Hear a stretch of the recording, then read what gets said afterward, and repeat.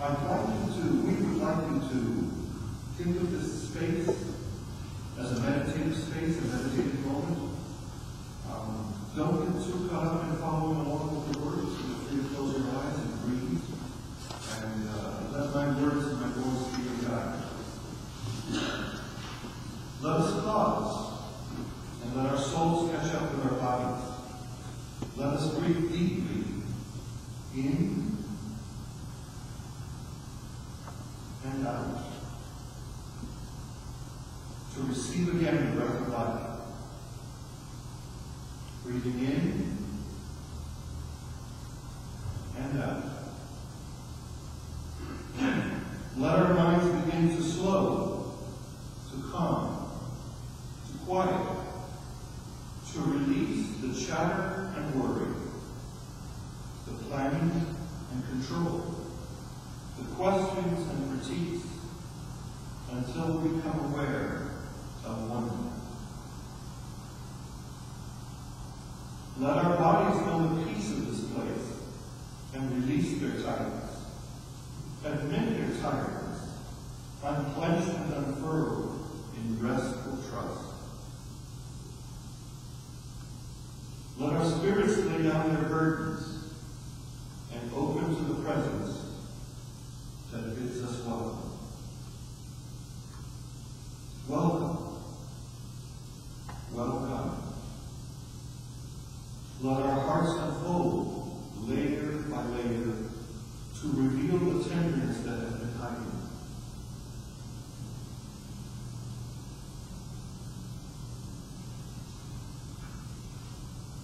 Holy One, you dwell in mystery. You are above and beyond all things. Yet you come to us in the person of Jesus, in the faces of our loved ones and neighbors, in the gentle embrace of friends and the company of strangers. You know our burdens, our fears, our hurts and hopes and happiness. You know our passions, our dreams, our resentments, and our hesitations.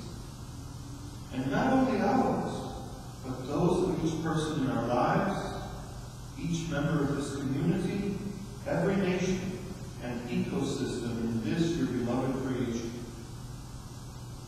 And so we give thanks for all that brings joy and peace, hope and celebration, pleasure and amusement, assurance and excitement to our lives and to the lives of our neighbors.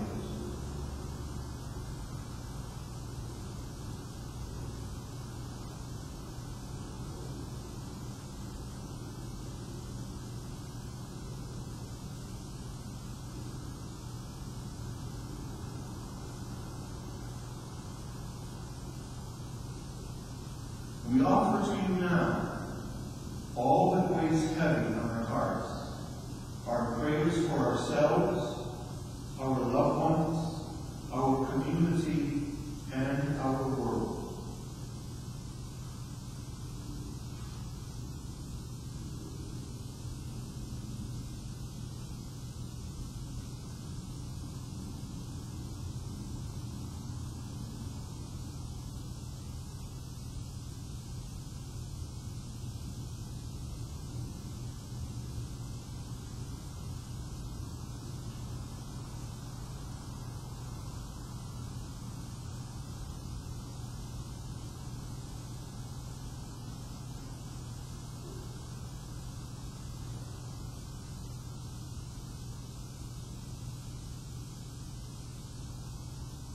God of healing and wholeness, you long for right relationship for all your children and every living thing.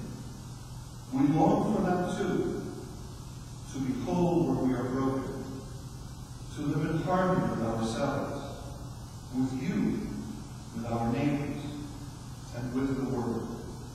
Yet we struggle, for one reason or another, to live out our ideals, to embody your vision, and we find it difficult to move forward when we don't acknowledge the truth of where we are. come before you now, trusting in your abiding love, to tell the truth about ourselves, our fears and failings, our faults and human finitude.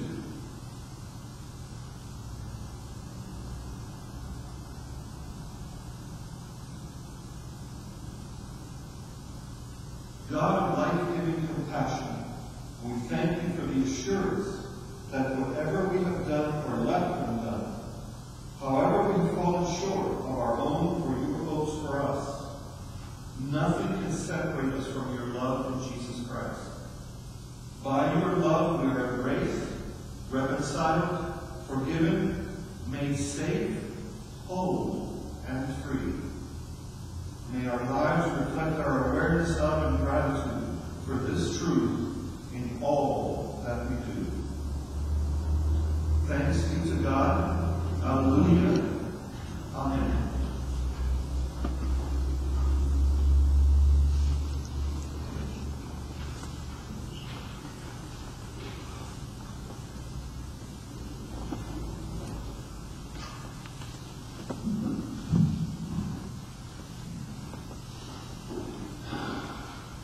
It's good to be here. It's good to be back together again in this place, in this group of people. Happy New Year! Happy New Year. That was really Can tell again. Happy New Year! Happy New Year. So I don't know you guys, but I've made my New Year's resolutions. I've put them on the wall, figured out what I did wrong last year, tried to figure out what I'm going to do different this year. And every year it seems like the same thing. I come back, January 1st, I make my New Year's resolutions, and somehow throughout the course of the year I meet some, I fall short of some, but I'm back January 1st, making those resolutions again. And I don't know why, but it feels different. Here we are in the same place, the same group of people, going to classes again, teaching classes again, working again. We're doing the same things in the same places, but yet something is different because it is a new year. There is hope in the new year.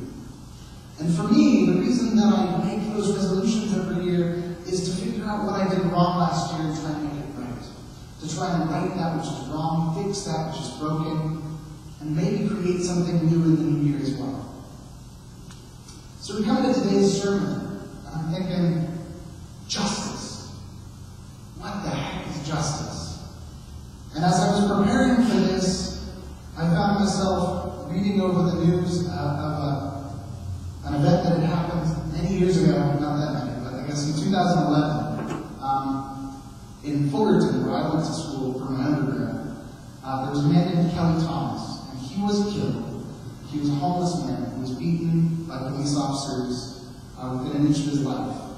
He was comatose, and he was taken to the hospital, and he died 5 days later.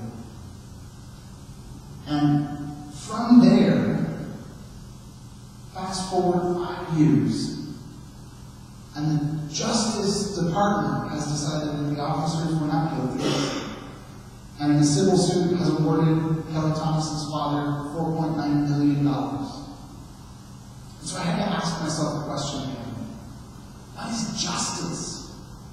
Is $4.9 million justice? I don't know. A third of the nation's homeless population has been physically abused while being homeless. Last year, more than 100 unarmed black people were killed by police officers. Thousands of people were killed at the hands of a firearm. Hundreds of thousands of individuals are sexually assaulted, robbed, taken advantage of. Where's the justice? So I found myself still searching to fix or find a fix for that which is broken. So I look back to our Old Testament justice that we've got in our scripture today. Amos 5:24 says, "But let justice roll down like waters, and righteousness like an ever-flowing stream." Sounds really nice, right? Flowing down, waters, righteousness, streams. It's like a really nice and pretty picture of justice. But then when we go back and we look at the verse immediately leading up to it, in verse 22, It says, even though you offer me your burnt offerings and grain offerings, I will not accept them. And the offerings of well-being of your fatted animals, I will not look upon them. And take away from me the noise of your songs, I will not listen to the melody of your harps. But let justice roll down like waters and righteousness like an ever-flowing stream. This is this punishment, retribution, destruction of an entire city type of justice. Okay, is that justice? I don't know. So then I look to the New Testament. And in Romans 3:23 through 24, it says, since all have sinned and fall short of the glory of God, they are now justified by his grace as a gift through the redemption that is in Jesus Christ. Okay, got a little bit better picture of justice there. But looking back to Amos, I found myself thinking, I've heard this before. This is familiar. It's been used in a lot of speeches. Martin Luther King Jr. used this in his speech, saying, there are those who are asking the devotees of civil rights, when will you be satisfied? We can never be satisfied. And I go ahead to the end of it, where he says, no, we are not satisfied, and we will not be satisfied until justice rolls down like waters, like a mighty stream, and righteousness like a mighty stream. Was Dr. King asking for the obliteration of cities? That's not his character. That's not what he was saying. So to understand it a little better, I looked into really what was being said in that Amos passage. And if you look at it, the original text doesn't really translate to streams and waters. It's more like the concept of a wadi in Arabic, where you've got this desert landscape, and you've got this area where water would normally flow, but there's no water. And when water does flow, it roars like a river. Like we're hearing about in California right now, where water's flowing, overflowing, flooding, but they need the water. So we do have some destruction, but in the midst of that destruction, there is new life. There is new hope. In the midst of this city being wiped out, there is the possibility of new life and new creation, and creating something new where something broken once existed. And for me, that's what I look forward to in the new year, is saying, we had this stuff that happened last year, and some of it I can fix, you know? The end of the quarter, I gained a couple pounds. I'm going to try and lose those. Some of it I can't fix. Some of it I just have to create new in its place. And some of it I just have to let go. Because there are some things I just don't have the answers for. And so recognizing that, I have to look to Jesus and say, through your grace, the things I don't have the answers for, you do. God's justice is retributive as much as it is never prejudiced, arbitrary or impulsive. It is always morally attuned to human deeds and deserts. Yet it focuses not on the imposition of retribution on wrongdoers, but the restoration of right relationship. It came from a paper entitled Divine Justice as Restorative Justice. And so, rather than looking to oppress those who have oppressed, or take from those who have taken from us, or look to punish those who have punished us, as we go forth into the new year, and we ask ourselves what our role is in justice in the new world, let us be a part of creating something new in this new year, this new place, creating justice where injustice has occurred, creating a better and just world. In a minute, we're going to receive communion. And I want you to think about what that means for you coming to the table with these questions, wrestling with last year, how you're going to live this year different, and understanding that we may not have the answers, and where we don't have the answers,